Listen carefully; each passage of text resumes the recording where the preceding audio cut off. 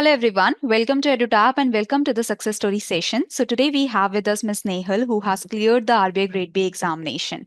So she has cleared the exam through her self-study.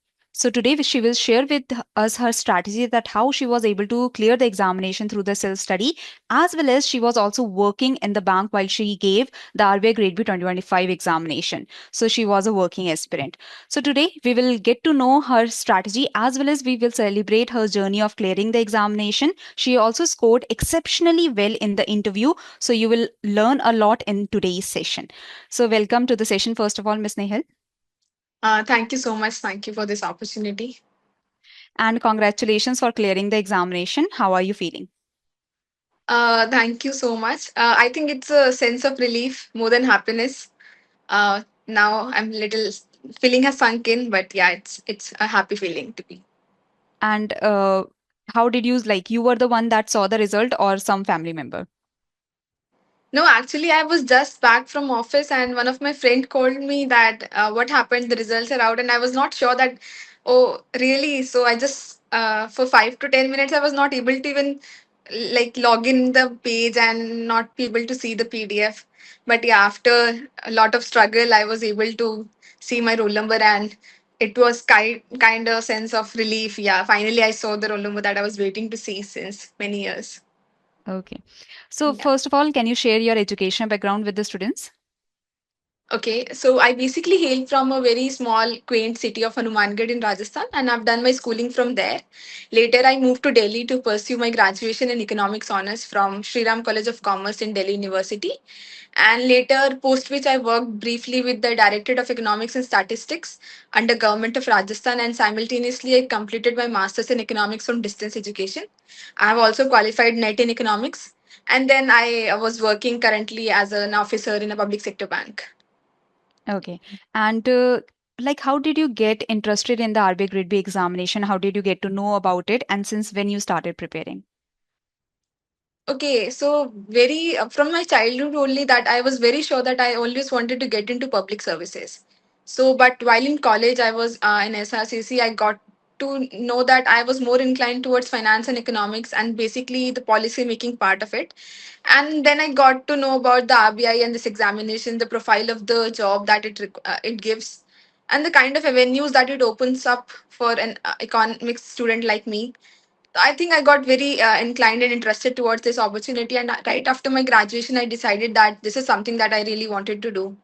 Yeah, so that was the main motive. Okay. And how did you balance between your job because you were working while you were preparing for the RBI Grade B 2025 examination? And how did you manage between the job you recently joined in the bank also, and you were trainee as well as you started working? You had to learn a lot of things in the bank as well as you had to prepare for the RBI Grade B examination, the GA, the quant reasoning English you had to practice. So how were you able to manage? I think it's consistency. You need to make your why very strong that if you want to get it, you need to get it. So after a hard day at work, you need to come back to home and then relax a bit. And then by 8 or 9, you need to get back to your study table and study. That is the kind of motivation that you require on daily basis. So yeah, after like bank, I used to come home. I used to relax a bit because it is mentally exhausting job, to be honest. So I used to relax, and after I am always a night owl, so I used to study at night. So that was a bit of plus point for me. I come back, and after having dinner by 9 or 10, I used to sit back to study, and till it goes around 3 to 4 in the morning, and then I used to sleep and then wake up and go office. So that was something I used to do.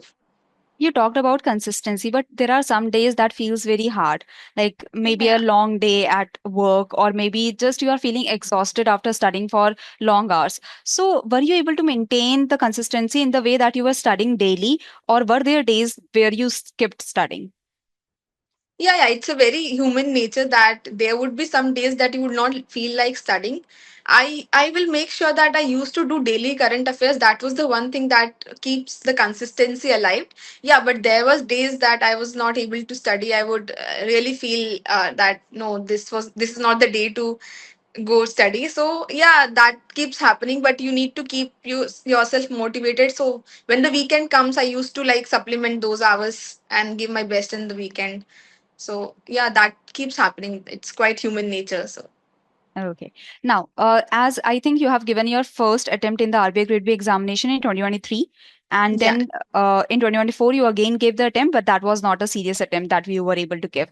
So in 2023, what are the learnings that you have got from the 2023-2024 attempt that were able to help you in the 2025 attempt of your RBI Grade B examination that help you clear the exam?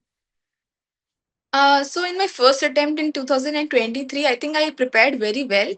But however, one thing that I missed was to practice answer writing daily beforehand. Because in 23, I remember only 20 days were there between the phase 1 and phase 2 examination.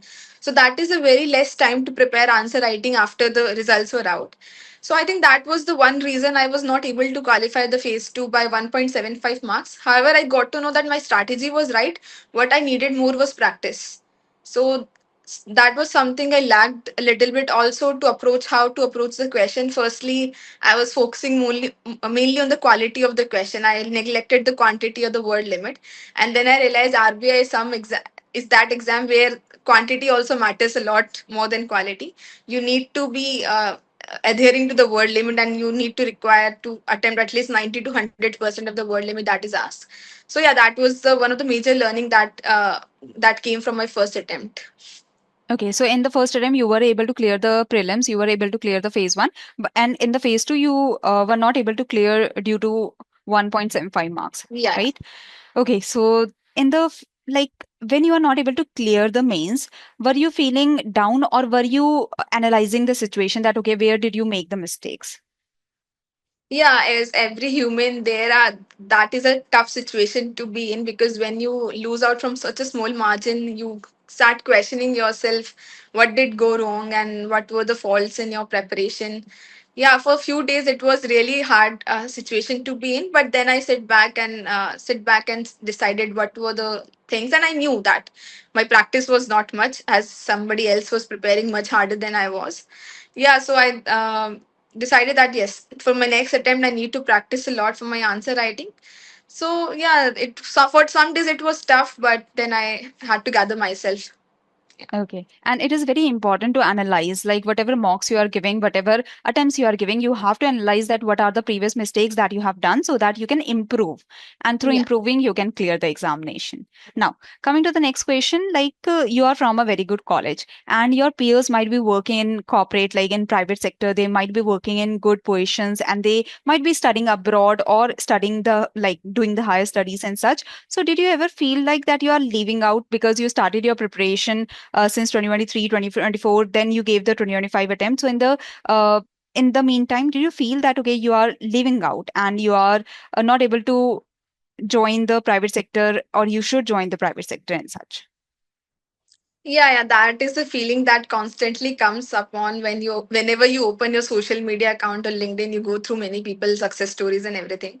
So that keeps coming up, but that's what it is. This examination demands faith in yourself. So you need to keep faith in yourself and be focused upon, because if you have decided on something, stick to your decision, and you need to be consistently reminding yourself that yeah, I want to get there, and there would be kind of distractions that keep coming up, and so you need to keep away from those distractions. Yes, when friends do well, you kind of question yourself, your decisions, that you might be able to work there, you might be in their position of working well in a corporate, or might do an MBA from a different good institutions.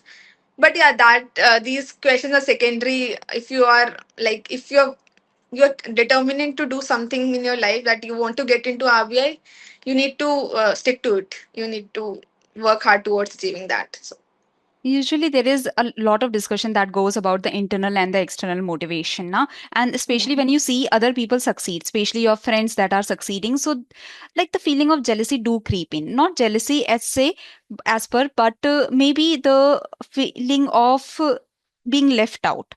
yeah. So, how did you kept the motivation to continue for the RBI Grade B preparation? Was it internal or external? Was it from your family? I think from both. Like I never saw that as a feeling of jealousy per se, because I rather complimented it towards a positive way. Because if they are there, I really want to be a better position, so I need to work little harder. So I used to keep that thought in my mind. So one thing was that, and secondly, family was also very supportive in throughout my preparation. They really had faith in me that I would be able to clear it. So both these things are very necessary in life. You need to channelize the other external motivation in a positive way. That might help you to prepare well. So yeah. Correct. Nicely said. Now, coming to the next question, what was the lowest phase in your preparation journey? I think my first attempt only, as I mentioned earlier, also, when you prepare so hard for something and you have given your all in like around a year for this preparation, and then you leave out just by just a very minute marks. So that is kind of gives you a sense of like dejection. Like you really feel dejected at times that whether I made a right decision or not, whether I will be able to clear in my next attempt or not. So these questions come up, and I was feeling really low at that time. But yeah, my family was there to support me at that time as I was home only.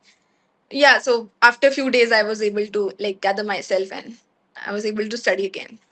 There is also a perception that when we are preparing, so Yeah. we should leave our hobbies or we should leave any of the social media because we have to be focused on the preparation. But you were preparing since 2022, 2023. So, how were you able to continue with the preparation? And did you really leave out your hobbies and did you like block the social media in this? Not entirely as such, because anyway, I'm not very active on social media. I had my Instagram, so I used to only watch or scroll through. But during my exam days, I tend to disconnect a little bit. I used to deactivate it because it kind of takes some of your time. Also, as I has paucity of time this time, so during the when the notification came out, I was not on social media completely. But before that, I think it's very important to be sane. Like social life is required. I used to go on trips as well with my parents, with my friends, and I used to hang up with my friends as well before the notification. But after notification came, I was a bit serious. I made a little sacrifices, and I said no to a lot of things. So that decision you need to make. But it's not at all required. I think it's quite manageable. This exam is not as tough. It You need to be sane. I think you should not like uh, keep your full focus on just study, because that somehow will be monotonous, I believe. So being around friends is required to be sane and keep preparing freshly again and again. Correct. Now, can you share some of the struggles that you faced in the preparation journey so that the students can know being self like being coming from the self study perspective now? So, what struggles did you face in your preparation journey? Okay, so I think when you tend to focus on self study, the first and the foremost struggle is the sources. Like what kind of sources you require, what all things that you need to cover up, because in and around everything is available, and you tend to run around everything that I want to cover this also, cover that also. So that is one of the struggle that you will keep facing when you opt for self study.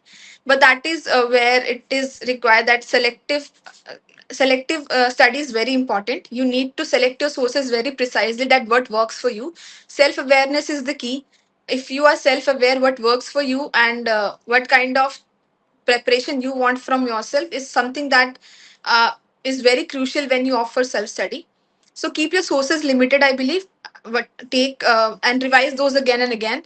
And I think you would be able to go through if even if you are studying at yourself only. So that was the key for me. Okay, so we have to keep the sources limited as well as we have to be aware about the strengths and the weaknesses as well as the areas that we are covering. Like we have to cover the syllabus, but to not too much in depth that is not required from the examination point of Yeah. view. Okay, now did you follow any books for the finance management ESI? There are some of the books mentioned in the syllabus. However, as I come from economics background, I never followed any economics book for this preparation specifically, because I have read those in my graduation or masters somewhere. Also, for the static, economics is not much asked. For finance and management, I used to rely on notes only. For management, there were toppers notes that was available from internet, and I made my own notes from those in 2023 attempt only. And then for finance static also, I used to Google all the topics and write my own notes, and I made on my handwritten notes in my first attempt itself. So in this attempt also, I used to go through that notes only for static portion per se. And yeah, that's it for the static portion. I did that only. Okay. Now, we will talk about the detailed strategy in the next part of the strategy. Anything that you want to add before we move to the strategy, as well as who was the backbone in your preparation journey? I think my family and friends were really the backbone. Whenever I doubted myself, they were there to uplift me. Like more than I had belief in me, they had more belief in myself. Like my friends were constantly telling me that you are going to clear it even before the I wrote the examination of phase one. So I think when you have such supportive circle around you, your friends and family, they really helps you keep moving, and that kinds of you keep motivated to do good better and better. Okay. And now, as you were talking about the self-doubt also, so it happens that you gave the exam in 2023, you gave the exam in 2024, though you didn't clear by a margin only in 2023. But does the self-doubt actually creep in when you are going into the examination and you have to again start from the very start? And how do you tackle Yes, that? yes. No, it does also, given the competitiveness of this exam, given the number of such low vacancies that come up, even if you work very hard, you don't know whether you would be able to clear it or not, because many people are running behind in this race, running in front and behind in this race with you. So that self doubt keeps coming up again and again. But one thing that I realized, this in this, you cannot control the uncontrollables. Just trust the process and believe in yourself is the key, and just consistently do what is in your hand. That is the key to succeed in any exam, I believe. Just focus on what is in your hand, and leave the rest upon the god. So yeah. Nice. Now let's move to the strategy part. Let's start from the phase one. So how were you were you covering the GA? How many months of the schemes, reports, ESI current affairs, general awareness were you covering? So for the phase one, I believe current affairs key plays a very major role. So Mm, keep your sources very selective for current affairs. I only relied on one magazine for the current affairs, and I used to supplement those with the YouTube videos of the various coaching channels that were provided online, freely available online. So for phase one and phase two, I did my simultaneous study. I used to focus more on the PIB current affairs, the RBI CB circulars, and the reports and government schemes, and I focus more on that only in this attempt. mm. And for like duration, I think 3 months is more than sufficient. Keep revise those again and again, because if you are like very thorough with those 3 months, you would be able to clear the cutoff. And for phase one, you do not need to maximize your score, you just need to clear the cutoff. So I think 3 months current affairs, PIB current affairs, RBI and SEBI circulars are more than sufficient for phase one, I believe. Okay. And for the schemes and reports also, you followed 3 months. Yeah, for 3 months only, or any important news that keeps repeating again and again. The schemes that are in budget and economic survey that I mentioned. Mm. So those were the main. Okay. So for the GA, how were you how were you revising? Were you making your own notes, like handwriting it or typing it, or you were just like whatever magazines you have, whatever previous notes that you have made, you were highlighting it? I'm a bit old school like that. I used to write my own notes for daily current affairs. Also, I used to write my own notes. Like I used to concise 7 to 8 points for daily current affairs, and then for PIB monthly, I used to write like 25 for the 30 major news that were in currently in news. And because that comes very handy at the time of revision, when you wherever you are, you can carry that notebook with you and you can revise it again and again. So for me, writing was like very convenient. If you are very good at typing, you can do that. But I was very like good with my handwritten notes only. So that was the key. I used to write RBI circulars, PIB, and the reports, because it comes very handy at the time of revision at the phase two also. So yeah. Okay. Now coming to the QRE, how did you start from the concepts, basic concepts, or you were already very good in the quant reasoning, as well as from where did you what sources did you follow basically? So in my first attempt, I did build basic concepts of QRE because I was very new to this exam preparation. So for quant and reasoning, I was very sure that I would not like to maximize my score and compete with the engineers competing, because that was not my area of core competence. For quant and reasoning, I was very sure that only cutoff was need to be met. So I gone through the basics of the quant and reasoning, and then I only used to practice sectional mocks and everything. In this attempt, I used only mock test as my source of practice Mm. for quant and reasoning. English, I come from an English medium background only, so that was not much of a challenge for me. So English and GA was where I focused more on to maximize my score, and rather I for quant and reasoning I tried to work on my strengths and start attempting sectional mocks and select questions that are very important and that are the strengths. So yeah, Okay, so for the quant reasoning English, you focused like quant reasoning, you focused on the concepts and then you focused on your practice, the section mocks and such. yeah. Okay. Now, coming to the next part, that is phase two. Anything that you would like to add for the phase one? For phase one, I believe one thing that I would like to add is do not try to maximize like attempt number of questions more and more, because negative marking plays a very major role in content reasoning especially, and so sectional cutoffs comes a very crucial at that time, because you might be able to score very high overall, but your sectional cutoff might be you lose by 0.25 marks, so that is not at all required. So build that habit of practicing mock tests, full length mock test daily. So full length mock test is required. Yeah. Okay. Now coming to the phase two. So for finance and management, as you said that you made your own notes and you were like whatever topics have been given in the syllabus, you were searching through the Google and making your notes. So for the let's just come to the descriptive answer writing. So how were you practicing and what were you adding in for the finance and management? So I use Telegram as a very good source. There are many channels that are there. They used to provide daily questions. Like, so whatever what I do was I used to set timer on my laptop like 25 minutes, and then I used to write that answer in that prescribed time. And then I used to copy that answer into the chat GPT, and then ask him to analyze my answer. What more I can add to it? What are the mistakes that I had made? What are the various additions that you might be able to put in? So for from these things, I was able to substantiate my answer writing skills and practice as much as possible and try to reach the word limit was the main objective this time. Okay. And usually, for the students, the answer writing is very difficult. So, how did you start the practice of the answer writing? How did you start answer writing? I think what can help you in answer writing is read articles. Newspaper articles comes very handy when you start writing answers, because that kind of makes an opinion about things, right?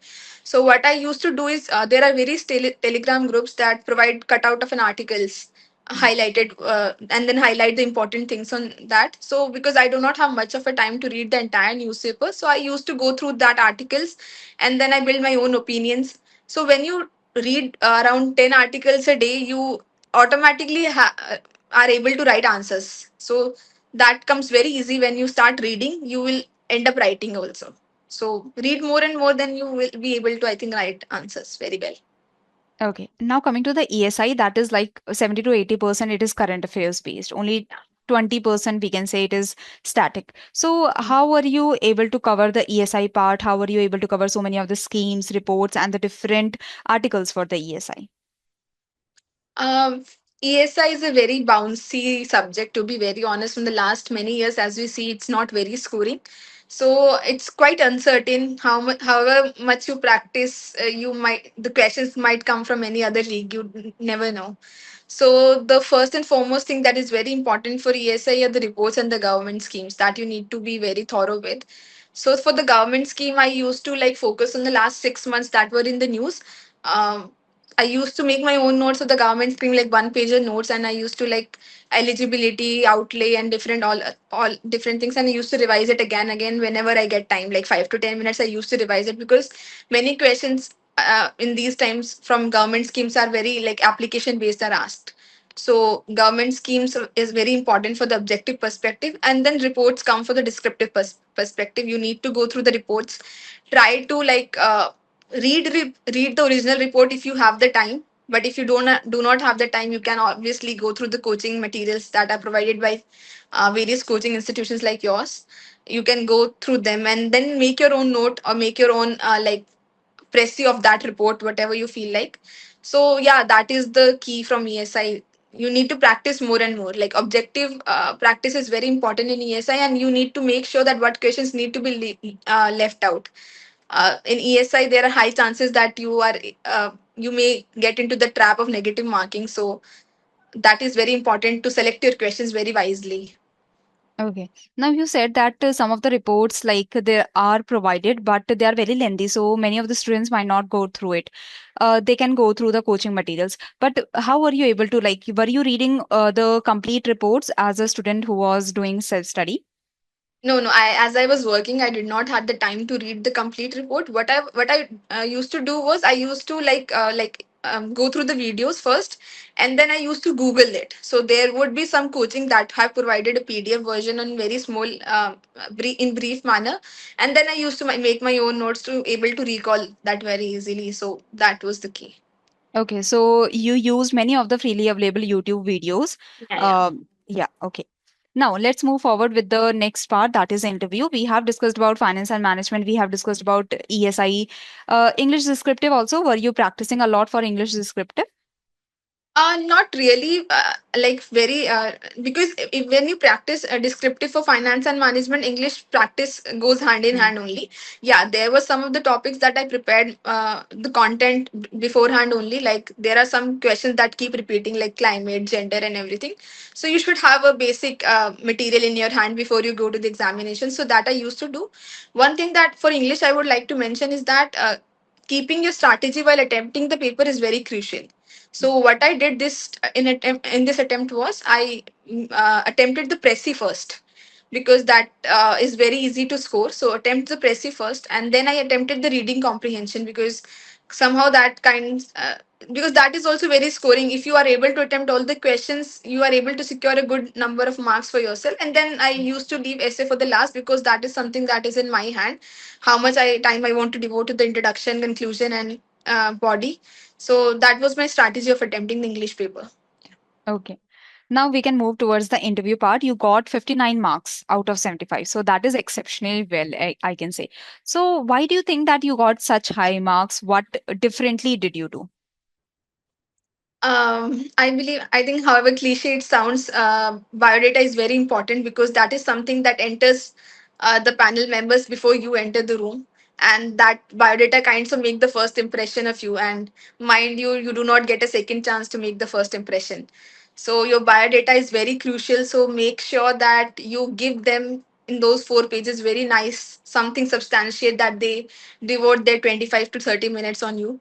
So I was very clear that I need to make my biodata very strong, and that kind of stands out. So yeah, my interview was mainly on my profile, as I have given them, because I was very sure that I do not have much time to prepare for the interview, because my interview was in the first week of the interviews only in the February. So the one thing that I could do was to keep them revolving around my biodata and my profile. So that was the thing I did, because I gave them questions, like ask me those questions. So yeah, that was the strategy I followed in interview. Okay, so you must have mentioned about your degree in economics from the SRCC. Other than that, what did you add in your biodata that can help the other students know that what they can add in their resume? So any extracurriculars that you think that is might relevant to your role, like any leadership role that you have done, if you are a member of any societies or clubs in your college. Also, I was an intern with the Director of Economics and Statistics under Government of Rajasthan in the economics and finance division. So that is also an addition you can do.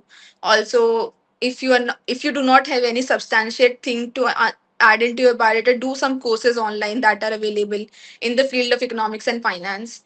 So that kinds of adds to your biodata, and it keeps a sense to the panel members that this person has a knack of learning, like again and again. So something it should interest the panel members. That is what I believe, because your biodata is very crucial, because it is a cumulative effort of all the things that you have done in your life. So Mm. you need to present, even if it's very small, even if it is very small according to you, you mention it if it has like done a value addition in your life. So I think anything like co-curriculars, extra co-curriculars, if you have got an award or medal in some academics or something, you can write it. Yeah. Okay. And now, did you give any mock interview before going for the final interview? Yeah, I did mock interviews. I gave the EduTap mock interview as well, and I think it was very insightful. It is kind of a simulation before the actual interview. It gives you a practice of what the actual interview might look like, but however, it is very different from what the mock interviews are. But it kinds of give you sense of confidence that you are prepared or not prepared. Okay. And now, what were the kind of questions that came in your final interview? So, as I mentioned, my final interview was primarily on my biodata. So, first and foremost thing they asked about my economics background only, the growth models they asked. Then they went to MPC, the recent RBI circulars around mis-selling and the NPA recovery measures. And then they went about my work in the GDP estimation. So, 5 to 10 minutes were revolved around that only, about talking about the GDP, the components, the changes, the issues, and how RBI is impacted. So more or less, opinion-based questions were asked. Like they were keen to have a discussions. They did not want any facts or something like that from me. So they only wanted discussions, my opinions about things, and what do I feel like, how RBI would be impacted in certain situations. So yeah, these were the questions. And then my profile from my banking experience was some asked. Yeah, that only. Okay, so whatever you are writing in your biodata in your DAF, the questions can come from that. So, if you're writing about certain things, you have to be particular that you know about those things, especially if you Yeah. have done internship, certification. You cannot just write whatever you want. You should have some knowledge. Okay, and Yeah. you talked about some extracurricular activities also. What did you write? Matlab, were there any questions from that? Yeah. I was a member of the youth parliament and the financial literacy cell of the college. I was also a part of the Model United Nations during my college days. So they did ask me, "What is this? What did you do? And what were your leadership role in this?" So yeah, normal questions were asked. But yeah, this kind of give them a belief that this person has interest in lot of things. Hmm. So you tend to give a great amount, like officer like qualities. You need to give them, like you have a position of responsibilities in your college days. So yeah. And were there any questions related to the departments of in RBI or any questions particularly from the RBI? No. As I said, my biodata revolved around my profile only. They asked only opinions about RBI, like what this situation, like how AI will impact RBI, what are the measures RBI could take in the field Hmm. of artificial intelligence and GDP and everything. So not particularly about HR questions were not asked. Okay. And were there any questions where you said that you are not aware about it or you have no knowledge about this particular topic? Yeah. There were questions like I think 4 to 5 questions were there. Like I was a bit stuck. Like they asked me about how is the banking sector GDP is calculated. What are the institution? Which is the institution? So I was not really aware about it. So I politely told sir I'm not really about and I really don't know about it, but I will go back and read. So yeah, I just told them this, and so they So were the, satisfied with this answer. So this shows that you can fetch good marks, you can fetch exceptionally good marks if you know about your own self, especially what you are writing in your biodata. Because Yeah. if you are not able to answer the basic questions from your own biodata, so that might give them the wrong impression. And even if you are not able to answer some extra questions, some exceptional questions, so that is fine. Like Nehal also got such good marks, but she has also said no, or she was also not aware about certain things. So that is already fine. Like many of the students, they get very anxious that they are not able to answer one or two questions. So you do not have to be anxious about that because whatever questions are coming up, that you have to focus on. Yeah. Anything that you want to add regarding the interview and regarding the interview preparation that the students can have? I think, yeah, interview is basically they want to check your personality. Their knowledge, your knowledge is already tested in the 2 phases. So your composure, your calmness, and your confidence is what is tested in the interview. So make sure that you present yourself as an officer, not as a candidate. I will. That's what I think. That makes a difference. So you need to prepare yourself very nicely. Your mindset needs to change as a candidate from an officer while you are preparing for the interview.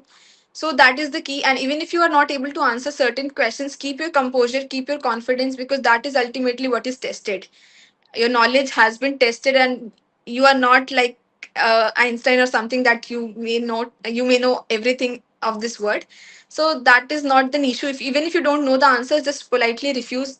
Like, I will read about it later on. So they were very cordial. They do not grill as much. The panel is very nice, and they keep you confident. So do not lose hope listening about the interview, because it's a very beautiful part of the preparation, that I believe. Okay.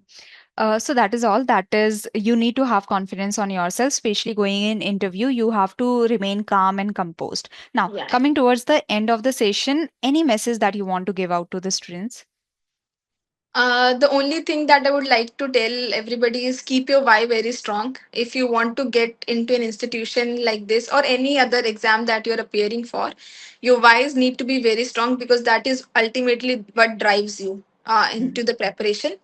And believe in yourself, and ultimately, if your intention is right and if you're sincere in your efforts, things will get results, and in the end, everything will be worth it. So, yeah, that's it. And one last question, that how EduTap has helped you in your preparation journey, if you can share. I think, as I mentioned, I used to watch YouTube videos a lot because I was not enrolled in any coaching. So I think I refer to EduTap's YouTube videos of GA, especially very often, and I find them very insightful because they covered very meticulously every GA portion. So that was one thing, and also I did take a help from the interview guidance program, and I think the interview was the first mock interview that I gave, and it was really insightful, and they did suggest me what all the things that I might need to prepare, what I might need to read. So yeah, in that way, EduTap really helped me.